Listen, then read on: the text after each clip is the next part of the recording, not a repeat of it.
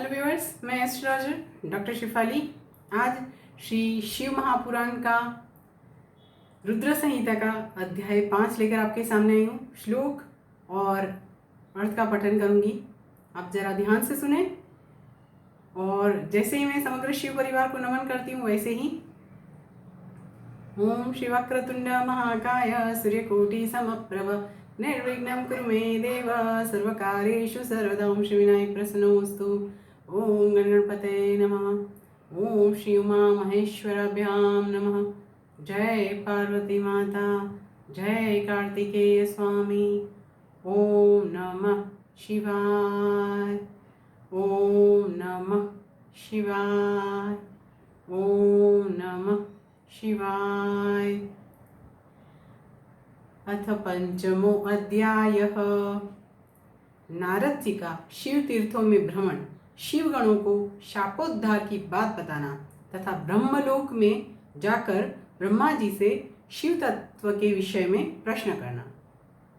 सूत उवाच अंतर्हिते हरो विप्रा नारदो मुनिसत्तमः विचचार महिं पश्यन् शिवलिंगानि भक्तितः। श्लोक का अर्थ पठन कर रही हूँ, आगे ज़्यादा श्लोक आएंगे, वहाँ पे श्लोक और अर्थ साथ में पढ़ूंगी। सूत जी बोले, हे महर्षियों, भगवान श्री हरि के अंतर्धान हो जाने पर मुनि श्रेष्ठ नारद शिवलिंगों का भक्तिपूर्वक दर्शन करते हुए पृथ्वी पर विचरने लगे।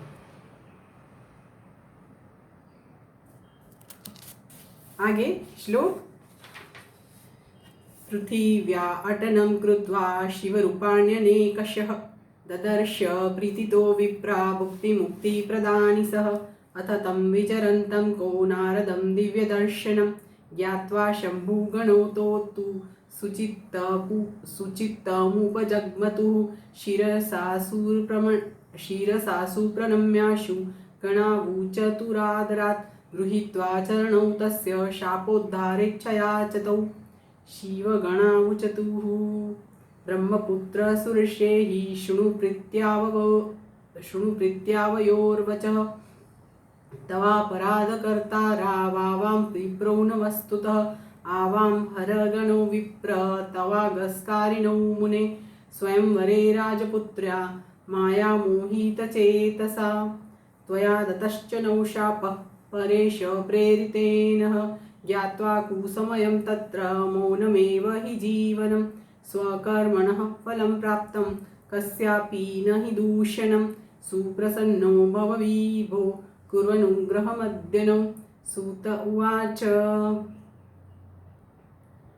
वच आकर्ण्यगणयोरिति भक्त्युक्तमादरात् प्रत्युवाच मुनिः प्रीत्या पश्चात्तापमवाप्यसः।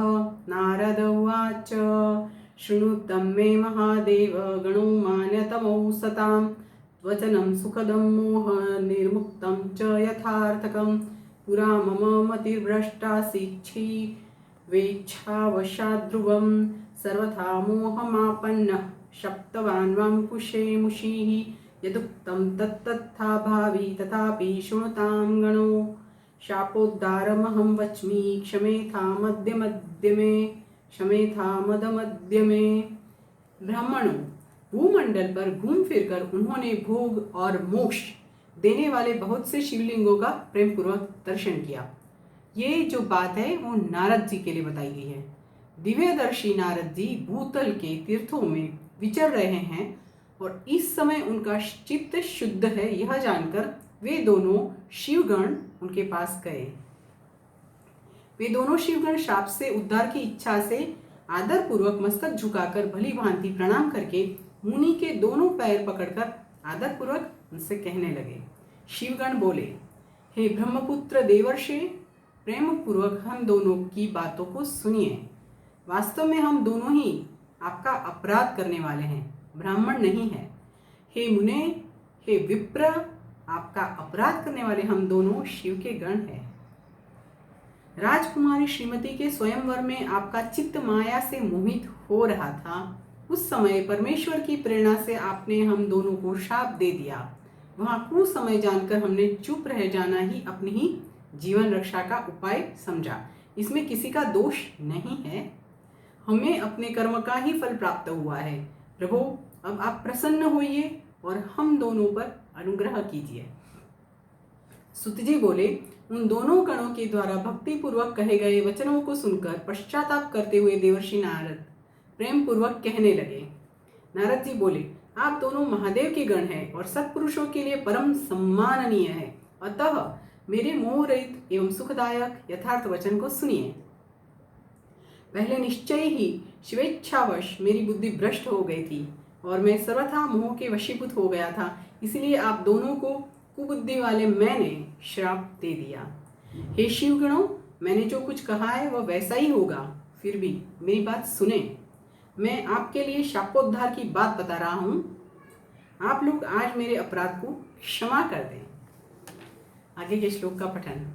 वीर्यान् मुनिवरस्याप्त्वा राक्षसेशत्वमादिशं स्यातां विभव संयुक्तौ बलिनौ सुप्रतापिनौ सर्वब्रह्माण्डराजानौ शिवभक्तौ जितेन्द्रियौ शिवापरतनोर्मृत्युं प्राप्य स्वं पदमाप्स्यथः। सूत उवाच।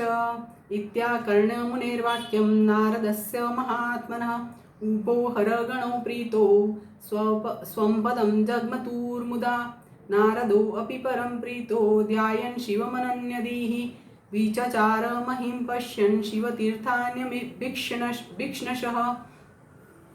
काशीं प्राप्याथ स मुनिः सर्वोपरि विराजितां शिवप्रियां शम्भुसुखप्रदां शम्भुस्वरूपिणीं दृष्ट्वा काशीं कृतार्थो अभूत् काशीनाथं ददर्शः।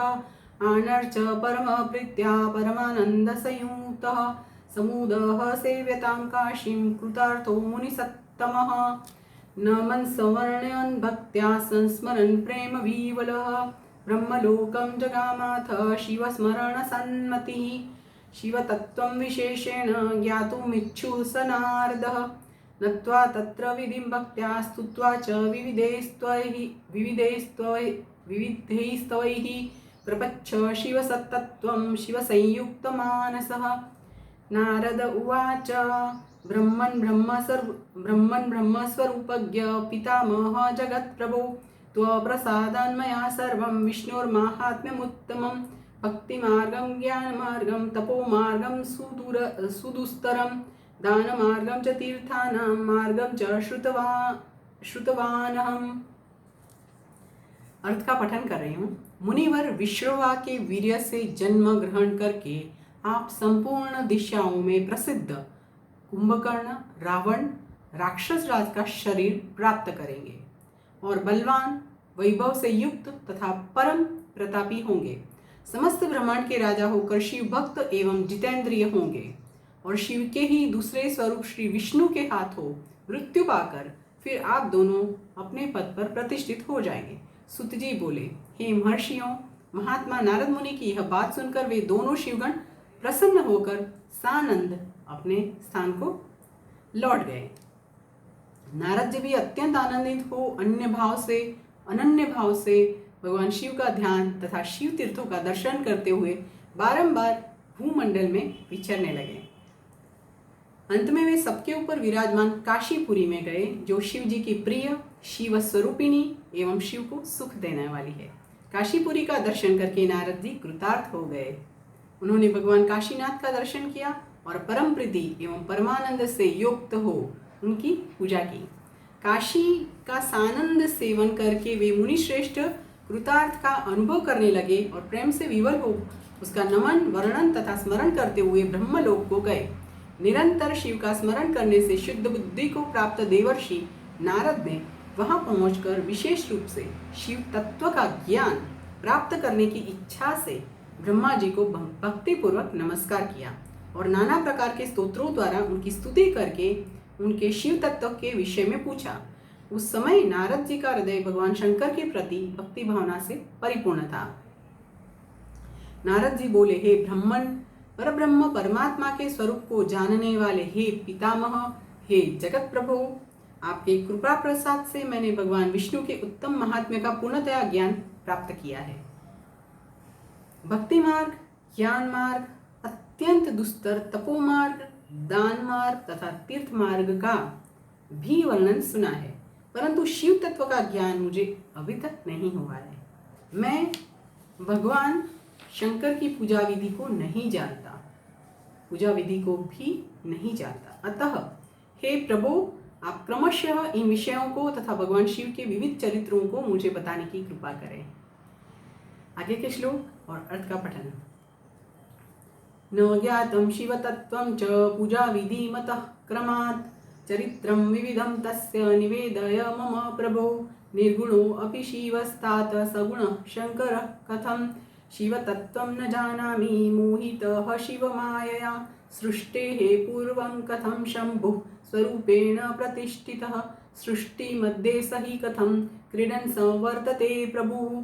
तदन्ते च कथं देवः स तिष्ठति महेश्वरः कथं प्रसन्नतां याति शङ्करो लोकशङ्करः। सन्तुष्टश्च स्वभक्तेभ्यः परमेभ्यश्च महेश्वरः किं फलं यच्छति विधे तत्सर्वं कथयस्व मे। सद्यः प्रसन्नो भगवान् भवतीत्यनुसंश्रुतं भक्तप्रयासं स महान् न पश्यति दयापरः। ब्रह्मा विष्णुर्महेशश्च त्रयो देवाः शिवांशजाः महेशस्तत्र पूर्णांशः स्वयमेव शिवः परः। तस्याविर्भावमाख्याहि चरितानि विशेषतः उमाविर्भावमाख्याहि तद्विवाहं तथा विभो। तद्गार्हस्थ्यं विशेषेण तथा लीला परा अपि एतत् सर्वं तथान्यच्च कथनीयं त्वया नघ।